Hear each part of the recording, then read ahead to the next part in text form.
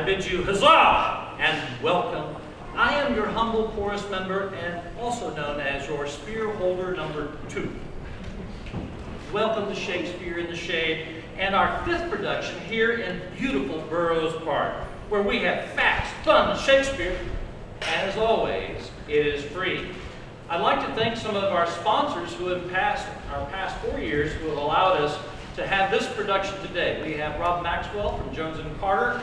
Rob, stand up for a moment. Can we give him an applause? Rob is like that Hair Club for Men commercial. Not only does he sponsor Shakespeare here in the parks for us, but he also lives as one of your co-residents in the region as well. And so we thank you, Rob, for your work and your sponsorship that allows this to be a production that we can provide to the public. I also want to draw your attention tonight to these folks that are over here to my right. This is the new sergeant from Precinct 4 Constable's office. Sergeant, wave your hand. You will note that with him we have another new deputy, but to the left over there we have Deputy Smith. And Deputy Smith, step up here for just a quick second. This is very, very important for all of you who are in the precinct. You see, we have a dedicated force that is assigned to our parks. And Deputy Smith has the gold badge that goes across the top for Parks Division. Now, he has a new sergeant, and our sergeant here has not yet been fully trained, and so he's not yet arrived to the elite of the elite until they have a gold badge that goes across the top. But he and our other new colleague are working on that, and they aspire to be in that leadership role very, very soon. And I'm very proud to welcome them on board, but you don't get to come up here until you have the gold.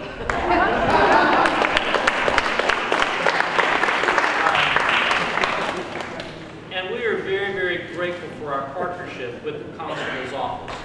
34 dedicated individuals who will be coming in and out of our parks to make sure that we can enjoy these parks with our friends and with our family in safety and in comfort.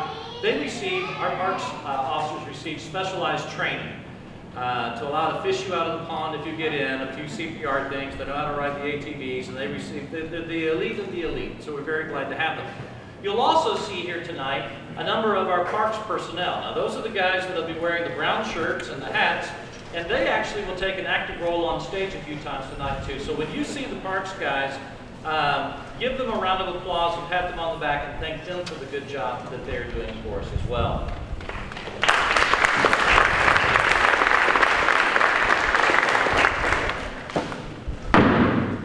Tonight, we present you with one of Shakespeare's most interesting redemptive plays, All's Well That Ends Well.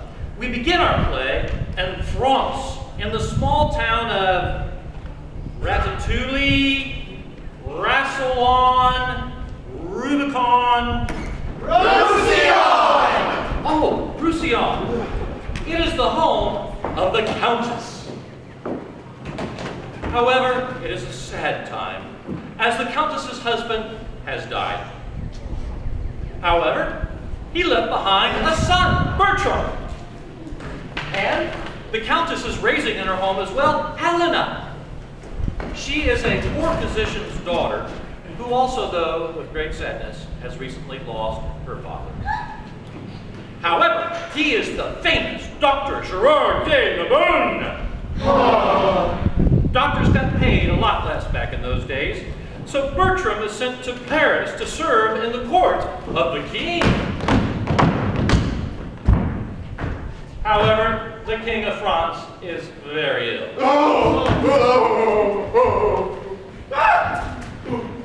More sadness still. Mon Dieu! Mon Dieu! Is this a comedy? Yes, le vieux! All will be well that will end well. Did I mention that Helena was the daughter of the famous great Gerard de Narbonne? And she travels to France to cure the king. Oh. All's well that ends well. Yay! But wait, there's more. You see, Helena has one request. The permission of the king to take a husband that she picks. She has her choice of all the eligible men of France. And guess who she picks?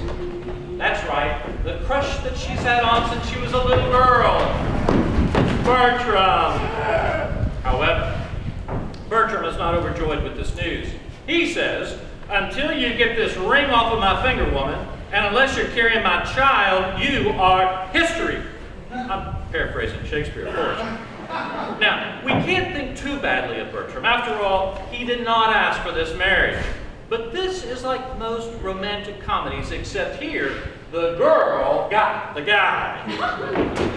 All's well that ends well. Hey! Or does it? Bertram, you see, follows the advice of his best friend, Burroughs.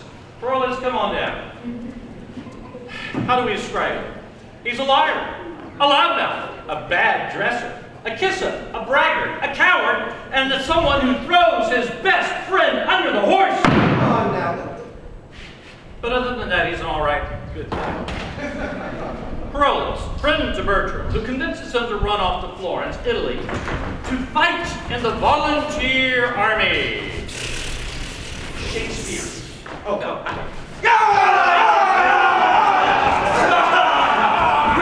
These guys go to the war to get away from a wife, moving from marital strife to martial strife. Well, to each their own. While in Florence, a young lady catches Bertram's eye. Diana. And her mother, a widow. Meanwhile, Helena disguises herself as a traveling pilgrim and follows her ungrateful husband, who attempts his seduction of Diana right under her nose. However, Diana and Helena create a friendship. All will be well. Diana will agree to meet Bertram in her bedchamber if he gives her a ring. It will be a dark encounter. So dark that you and he will not be able to see the person he's in the room with. Now, this may seem like a bit of an extreme trick, but we have a Bible story that Shakespeare used to serve as a model for this play. Father Ray, come on down.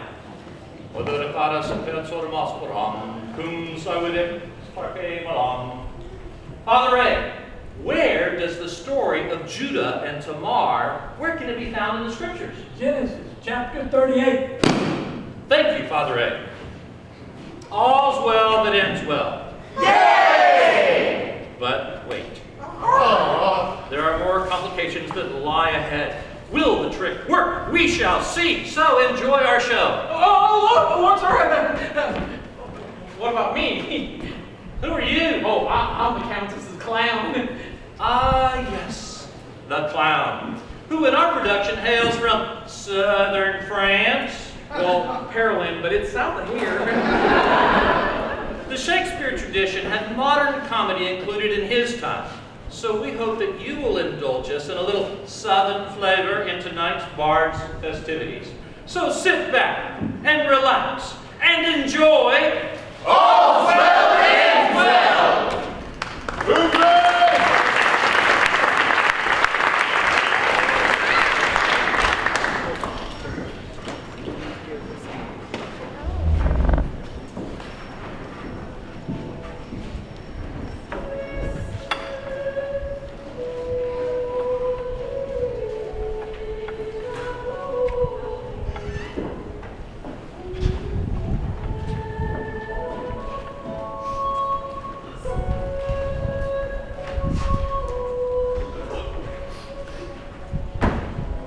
In delivering my son from me, I bury a second husband. And I, in going, madam, we bore my father's death anew. But I must attend his majesty's command, to whom I am now in war. You shall have the king a husband. You, sir, a father. What hope is there of his majesty's amendment? He hath all given up his physicians, madam. This young gentlewoman had a father. Oh, that hag, how sad a passage it is, whose skill was nearly as great as his honesty. Had it stretched so far, would have made nature immortal. Oh, would for the king's sake name of the gentleman you speak of, madame? He was famous, sir, in his profession, and it was his great right to be so. Gerard de Narbonne. What is it the king languishes of? A fistula, my lord. I heard not of it before. I think it were not notorious. And was not this young gentlewoman the daughter of Gerard de Narbonne? His sole child, my lord, and bequeathed to my overlooking. Oh, the remembrance of her father never approaches her heart, but the tyranny of her sorrow takes all livelihood from her cheek. No more, Miss Helena. Go to, no more, lest it be rather thought you affect a sorrow than have it. I do affect a sorrow indeed, but I have it too. Madam, I desire your holy wishes. How understand we that?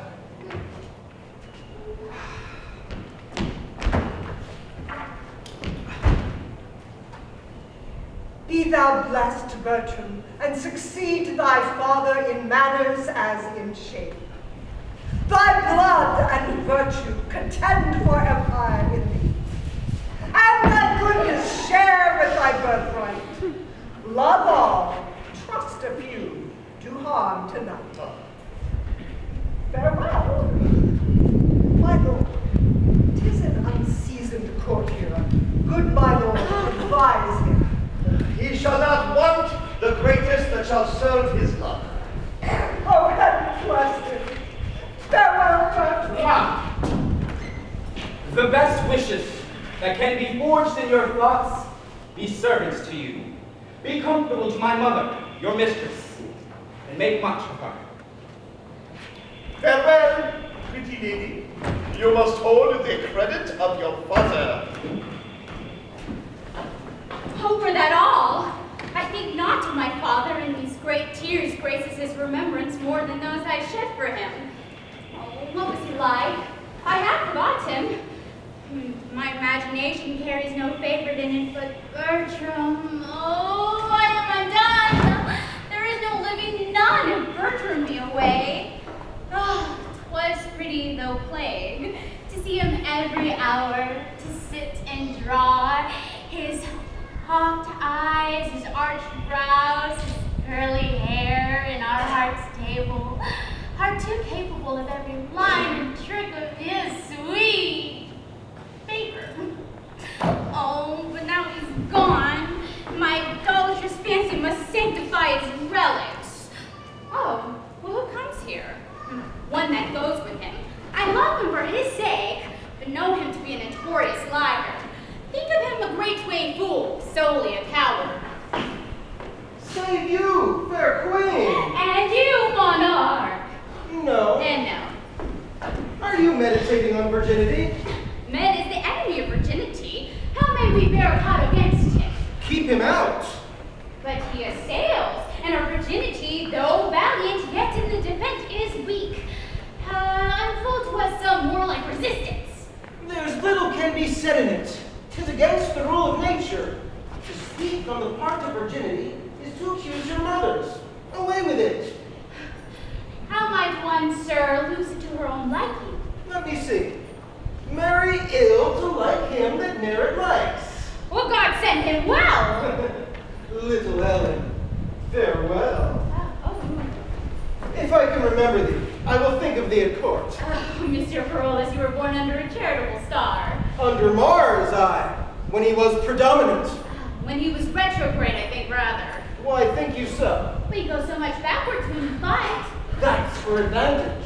So is running away. I am so full of businesses I cannot answer thee acutely. Go and get thee a good husband, and use him as he uses thee. So, farewell.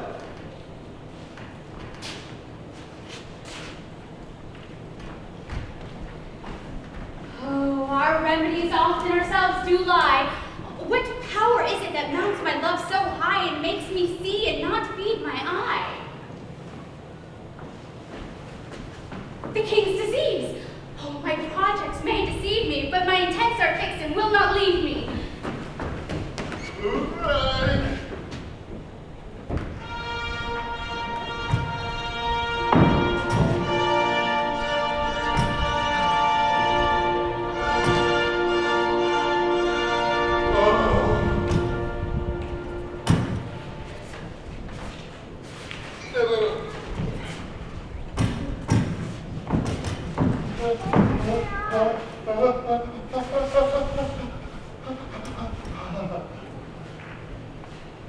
The Florentines, its noise about their ears, have fought with equal fortune and continue a braving war. So 'tis reported, sir. What's he comes here? It is the Count Roussillon, my good lord, young Bertram. Youth, thou bearest thy father's face. Welcome to Paris. My thanks and duty, your majesty. Would that I had that corporal soundness now as when thy father and myself, first in friendship, first tried our hands at soldiership. Oh, it much repairs me to talk of thy good father. Such a man might be a copy for these younger times.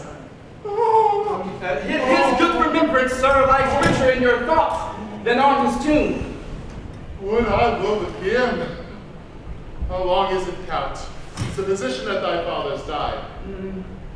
Some 6 months since, my lord. He was much famed. Gerard de Narbonne. Oh. If he were living, I would try him yet. Lend me an arm. The rest have worn me out with several applications. Nature and sickness debated at the leisure. Welcome, Count. Ah, my son's no dearer. Thank your majesty. Hooray!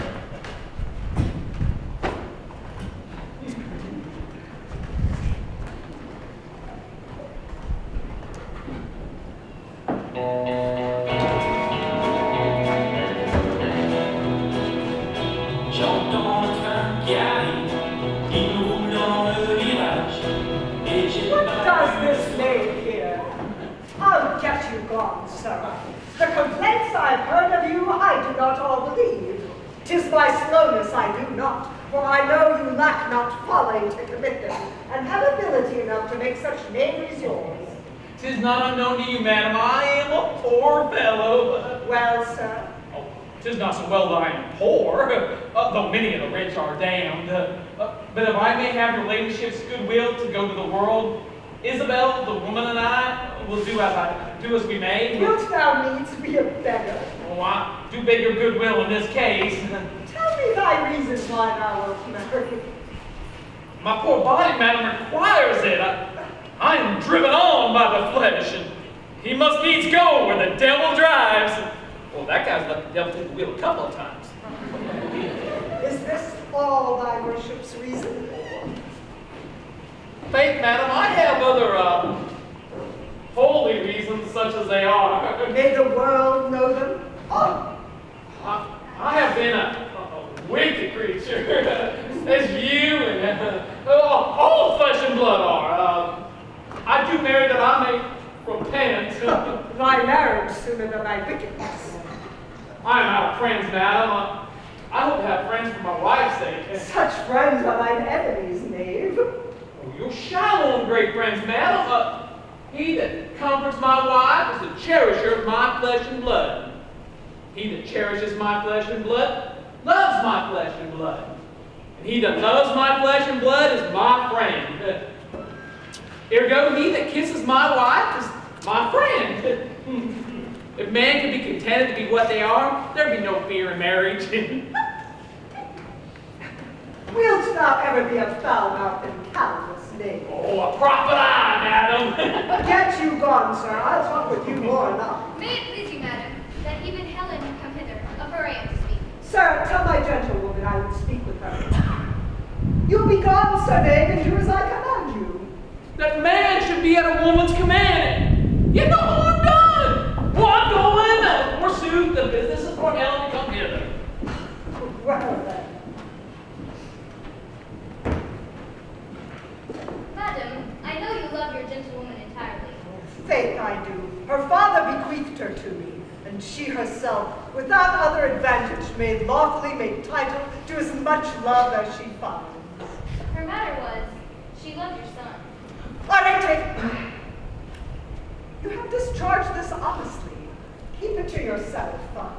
I pray you, leave me. Store this in your bosom, and I thank you for your honest care. I'll speak with you further anon.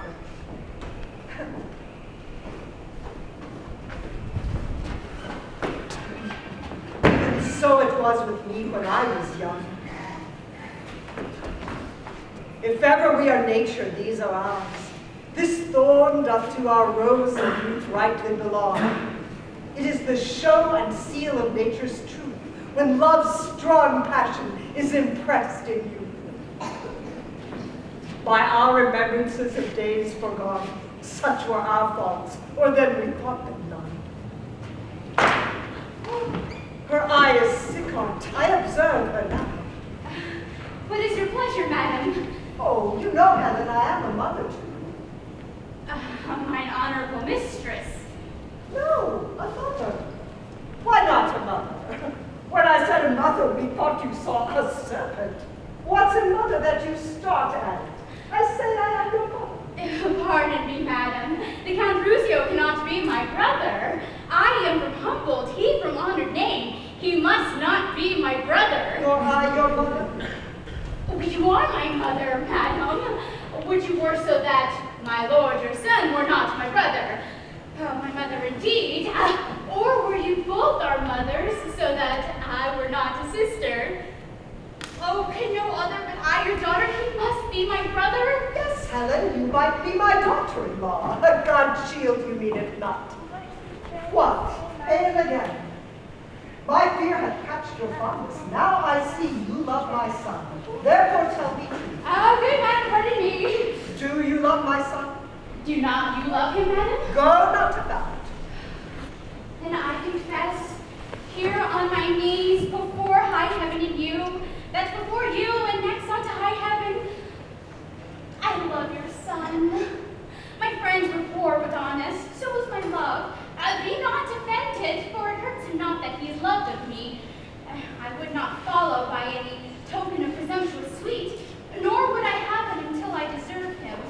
Oh, I know I love in vain, strive against hope. Had you not lately an intent, speak truly to go to Paris? I have, madam. Wherefore, tell truth.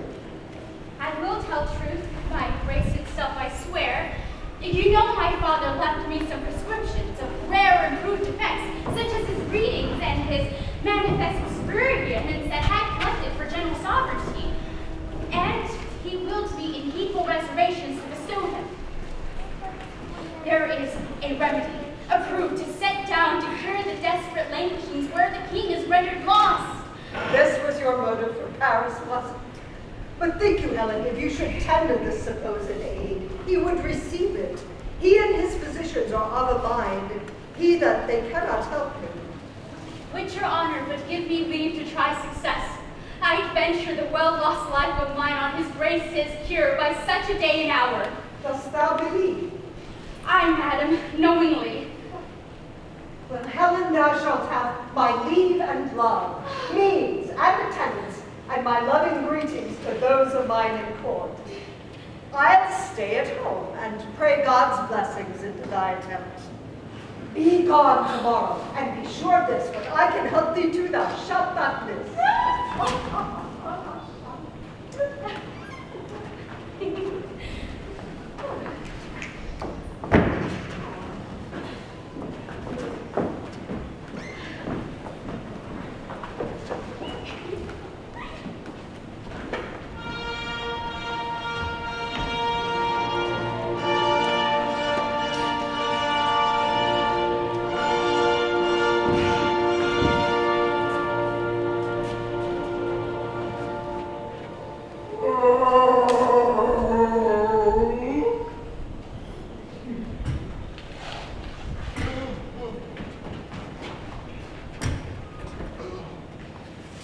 Farewell, young lords.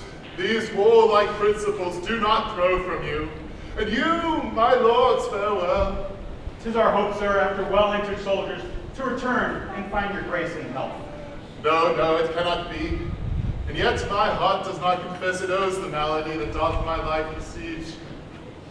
Farewell, whether I live or die, be thou the sons of noble Frenchmen. I say farewell.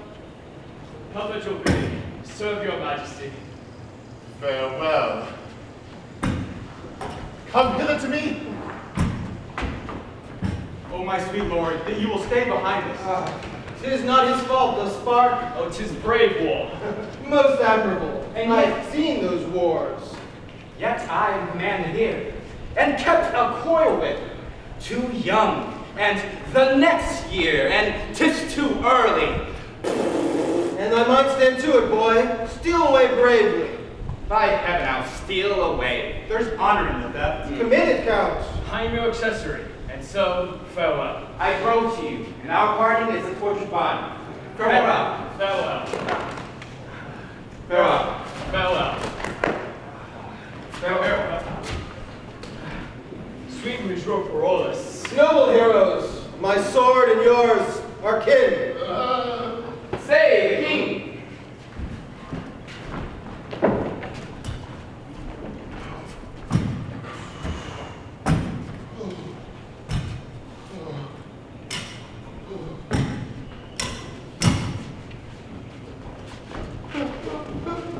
My lord, will you be cured of your infirmity? No. I have seen a medicine that is powerful to breathe life into a stone, whose every touch is powerful to rise King Pepin, who, nay, can make Charlemagne take a pen in his hand and write to Eyre a love letter. What her is this? Why, Dr. She, my lord. There's one inside. Now, if you will grant me seriously to convey my thoughts in this, my light deliverance, I have seen one in her sex, years, profession, wisdom, and constancy, who is able to cure thee and will help thee out more than my weak remembrance. Will you see her, for that is her demand, and know her business? Now?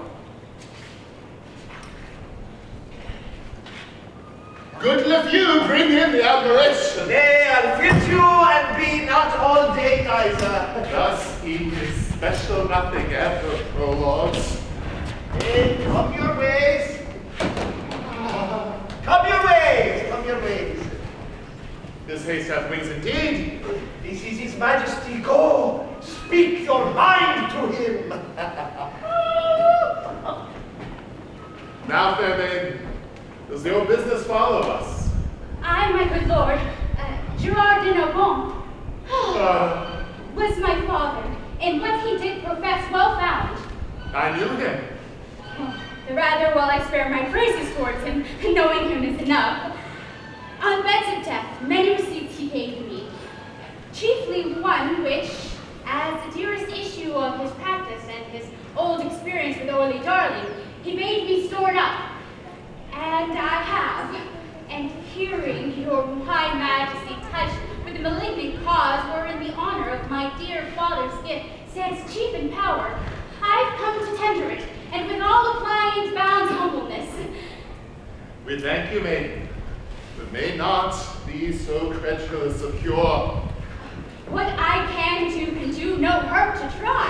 Great floods have flown from simple sources, and great seas have dried when by miracle have the greatest been denied. But think I know, and know I think most sure, my art is not past power, nor you past cure. Art thou so confident? Sweet practicer, thy physic I will try, that ministers thine own death if I die. If I break in time, or flinch in property of what I spoke, unpitied, let me die, and well deserved. Not helping, death's my fee, but if I help, what will you promise me? Make your demand. Then shalt thou give me thy kingly hand, what has been in thy power I will demand. And exempt it be from me of arrogance, To choose from forth the royal blood of France. Here is my hand. The principles observed, thy will by my performance shall be served. So make the choice in thine own time, for I, thy resolved patient, on thee still rely. Oubre!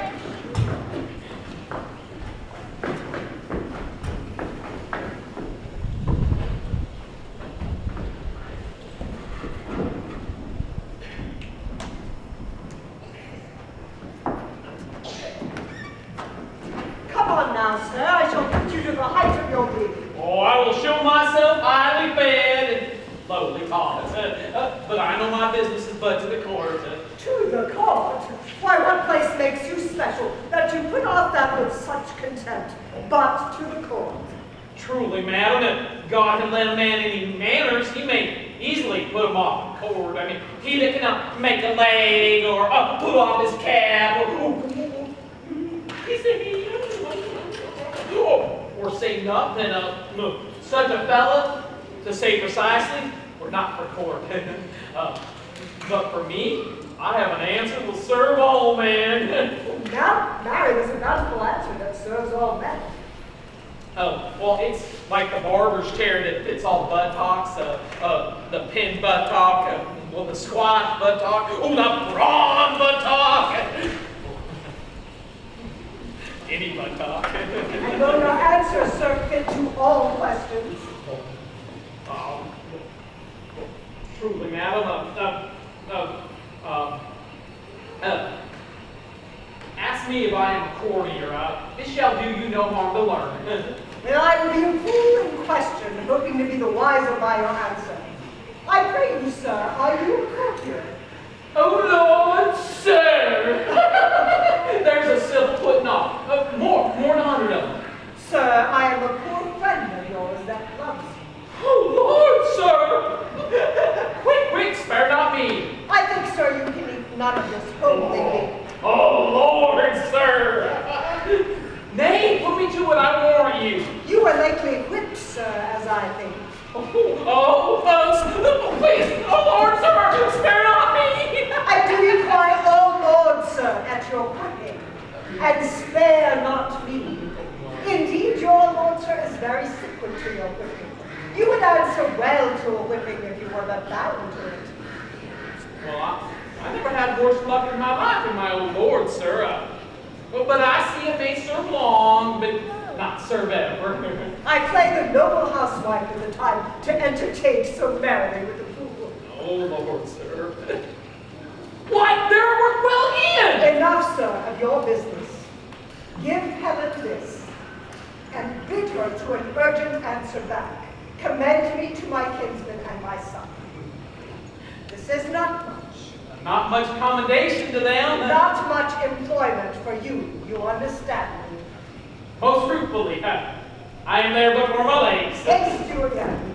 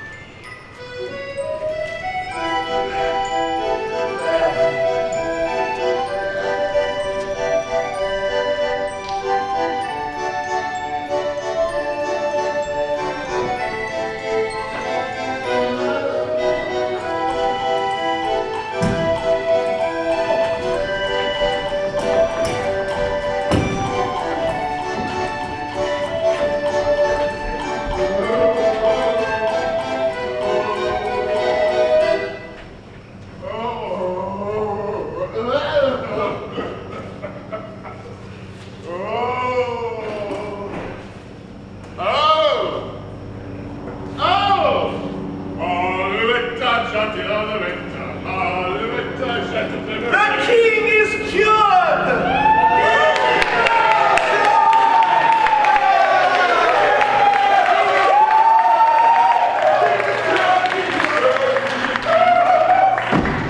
They say miracles are past, and we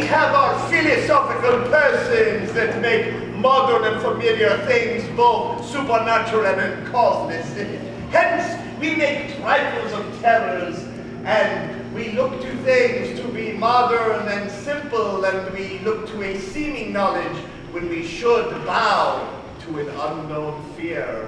Why, 'tis the verest argument of wonder that has shot out in our latter times. To be relinquished of all the doctors, So I say. of all the educated and authentic So I persons say. that gave him out incurable, Why there 'tis, so say I not to so. be helped. Right, as for a man assured of Untimely life and certain death. Just you say well. I may say it is a novelty to the world. It is indeed. Nay, 'tis strange. 'Tis very strange. And that is the brief and the tedious of it. And he is of a most fascinarious spirit that will not acknowledge it to be the Very hand of heaven. so I say. To be a weak and feminine minister to create great power, great transcendence, to make the curing of the king. We are all thankful for it. I would have said it. You say well. The king is coming. Mark was a man, that's not this, Helen. Even so. Come, call before me all the lords of court.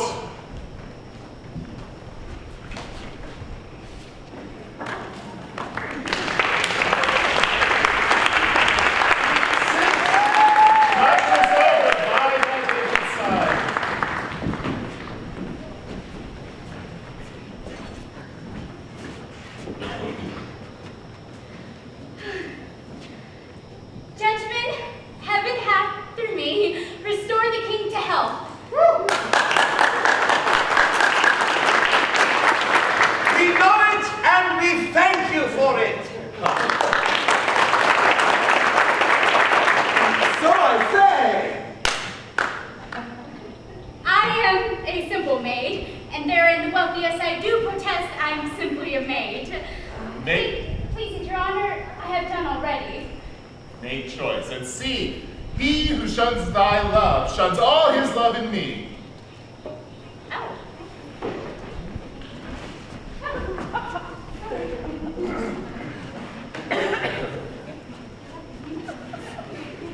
No? And no. Oh, I like your shirt.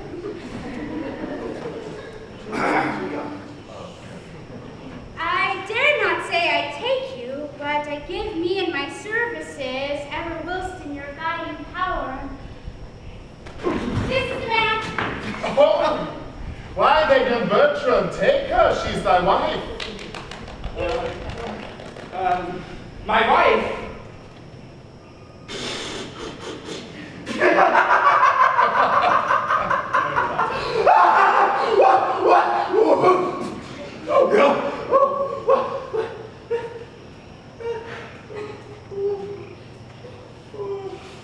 My liege,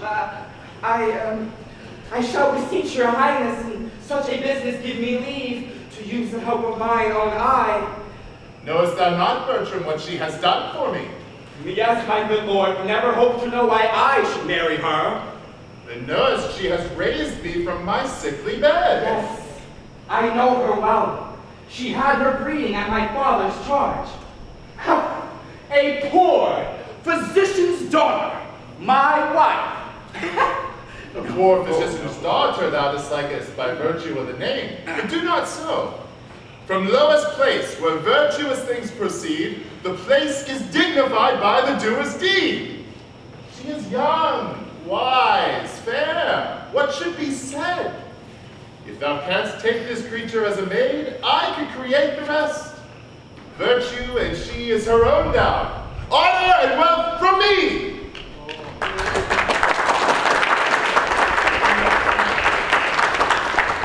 I cannot love her, nor will strive to do it. Thou wrongest thyself if thou shouldst strive to choose. That you are well restored, my lord, I'm glad. Let the rest go.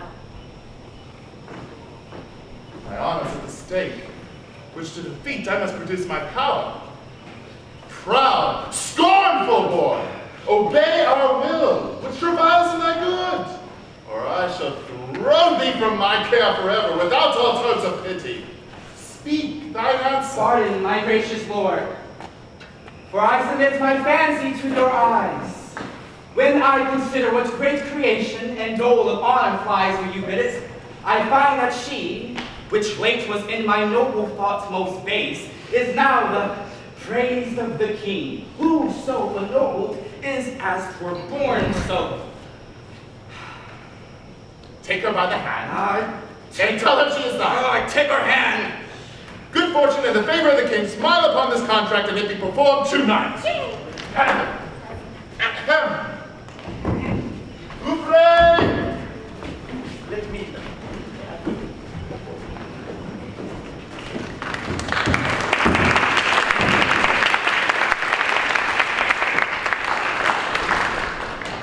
Your lord and master did well to make his recantation.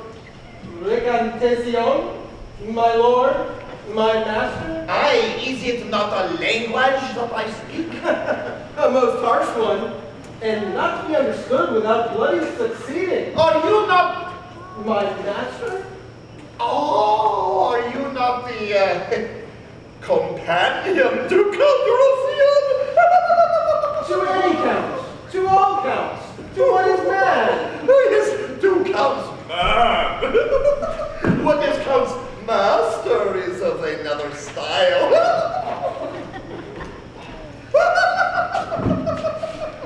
You are too old, sir. Let it satisfy you. You are too old.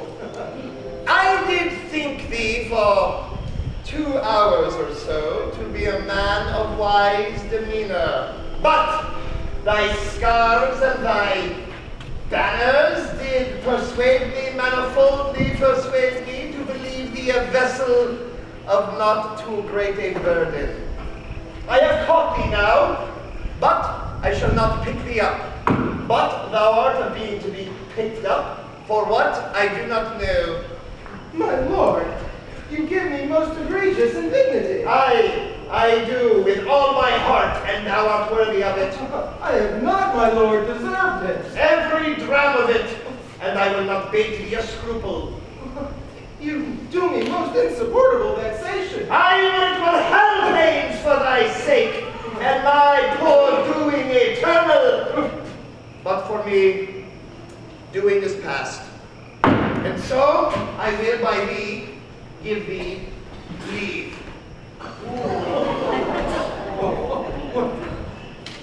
Well, thou as the sun shall take this disgrace off me. Scurvy, old, filthy, scurvy lord. Well, I must be patient. There is no fettering of authority. I'll beat him. By my life, if I could meet him with any convenience, and he were double and double a lord, I'd have no more pitied his age than I would have. I'll beat him, if I could but meet him again. Sirrah! Your lord and master is married. There's news for you. You now have a new mistress. I most unfeignedly beseech your lordship to make some reservation of your wrongs. He is my good lord, whom I serve above, is my master. Who? God? Aye, sir. The devil it is that's thy master. Why dost thou have thy arms gartered thus? Will thou make clothes of sleeves? Do other servants so? By my faith, if I were 2 years younger, I would beat thee! I think thou art a general offense, and all men should beat thee! This is harsh and undeserved measure, my lord. Go to. You are not worth another word, else I call you knave. I leave you.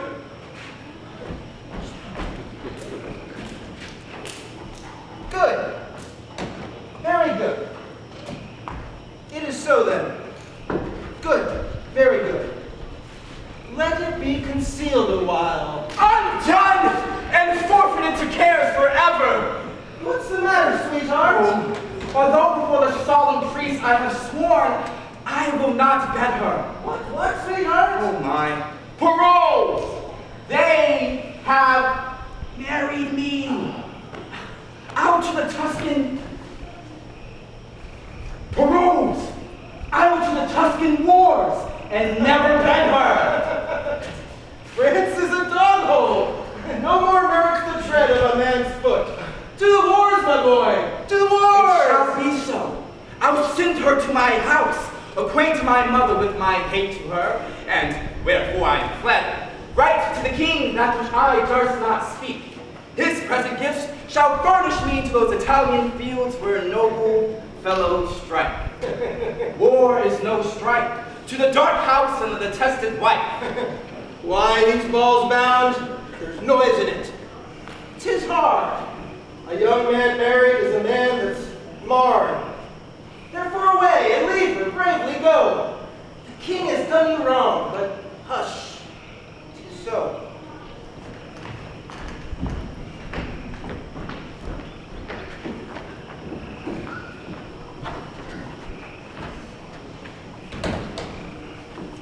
My mother greets me kindly.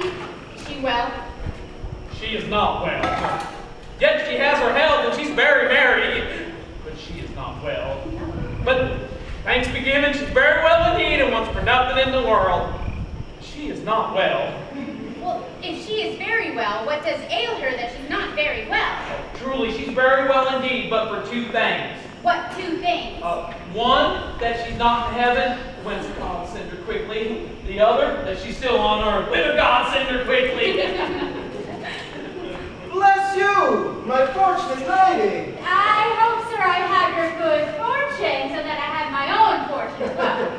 You had my prayers to lead them on, and you keep them on, have them still. Oh, my name! How does my old lady? Oh, that you had her wrinkles and I her money, how would she do as you say? Why, I say nothing. Oh, well, Mary, you are a wiser man, sir. Many a man's tongue shakes out his master's undoing. To say nothing, to do nothing, to know nothing, to have nothing is a great part of your title, which is within a very little of nothing.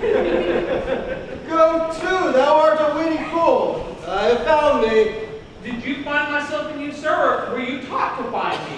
The search, sir, was profitable. Profitable. Much fool may you find in you, to the world's pleasure and the increase of laughter. A good name in faith, and well fed. Madam, my lord will go away tonight. A very serious business calls on him. Well, what else is will? That you take your instant leave of the Duke, and make this haste as your own good proceeding, strengthened with what apology you think may make it probable need. What more commands he? That having this obtained, you presently attend his further pleasure. In everything I will wait upon his will. I shall report it so. Pray, sir. Come, sirrah. That bloated peacock called me fat. Oh, you're not fat. You're big bone. But I hope your lordship thinks him not a soldier. I do assure you, my lord, he is very great in knowledge and accordingly valiant. Aye, he hath told me so himself. Oh, here he comes. Well, make us friends. I will go to the other table. These things shall be done, sir. Is she gone to the king? She is. Will she away tonight? As you'll have her. I have given order for our horses, writ my letters, casketed my treasure, and tonight, when I should take possession of the bride, in air I do begin. God save you, Captain. Is there any unkindness between you and my lord, monsieur? I know not what I have done to run into my lord's displeasure. Aye, it may be you have mistaken him, my lord. Farewell, my lord, and believe this of me. There can be no hard kernel in this light nut. The soul of this man is in his clothes. I trust you. Trust him not with matters of heavy consequence. Very well, my lord.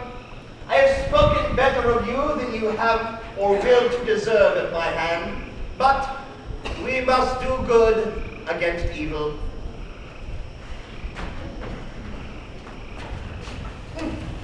An idle lord, I swear. Yes, I think so. What, do you not know him? Yes, I know him well, and common speech gives him a worthy pass.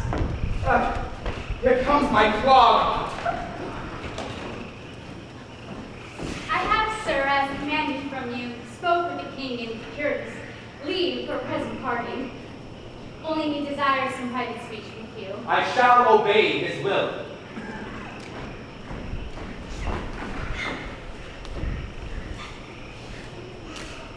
You must not marvel, Helena, at my course. Prepared I was not for such a business. Therefore I am found so much unsettled. This drives me to entreat you that presently you take our way for home. And rather mute than ask why I entreat you, this to my mother. It shall be 2 days ere I shall see you again, so I leave you to your wisdom. I can say nothing, but I am your most obedient servant. Come, come, no more of that. My haste is very great. Farewell, I own. I pray to serve your pardon. What would you say? I am not worthy of the wealth I own, nor do I dare say 'tis mine, and yet it is. But like a timorous thief, most fain would steal what laws do vouch my own. What would you have? Something, and fear so much nothing. I would not tell you what I would, good sir. Faith, yes. Strangers and foes do sunder and not kiss. I pray you stay not, but in haste to horse. I shall not break your bidding, good my lord. Where are my other men, monsieur? Farewell.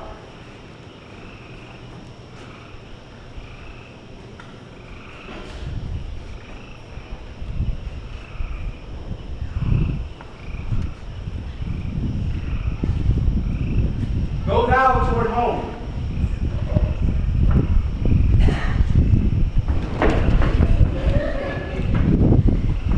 Where I will never come, while I can shake my sword and hear the drum. Away and for our flight.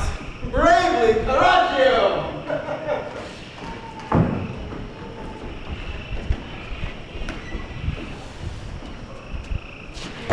It had happened all as I would have had it, save that he comes not along with her. Let me see what he writes and when he means to come. I have sent you a daughter-in-law. She hath recovered the king and undone me. I have wedded her, not bedded her, and sworn to make the lot eternal. You shall hear I run away, know it before the report comes. My duty to you, your unfortunate son, Bertram. This is not well, rash and unbridled boy, to fly the favor of so kind a king, to pluck his indignation on thy head by the misprizing of a maid too virtuous for the contempt of empire. Save me, good madam. Madam, my lord is gone, forever gone. Do not say so. Sir, where is my son, I think? Marriott, madam, he's gone to serve the Duke of Glory. Oh, Look on his letter, madam. Here's my passport. When thou can get the ring upon my finger, which shall never come off, and show me a child of thy body begotten, that I am father to, then call me husband. But such a then I write and never. But a dreadful sentence. Till I have no wife, I have nothing in France. 'Tis bitter. nothing in France until he have no wife. There's nothing here that is too good for him, save only she. And she deserves a law that 20 such rude boys might wait upon and call her hourly mistress. Who was me? A servant only, and a gentleman which I have sometime known. Burroughs, was it not? I might have been. Ah, a very tainted fellow, welcome, gentle sir. I will entreat you when you see my son to tell them that his sword can never win the honor that he loses. Sir. More I'll entreat you written to bear along. Till I have no wife, I have nothing in France. Nothing in France till I have, yes, no wife. Thou shalt have none, Roussillon, none in France. Then shalt thou have all again. Lord, Lord, is I that chase you from thy country and expose those tender limbs of thine to the event of non-sparing war? I will be gone. My being here is in that hostile defense. Should I stay here to do it? No. I will be gone. That piteous rumor may report my flight to consolate thy ear. Come night, end of day. With the night, poor thief, I'll steal away.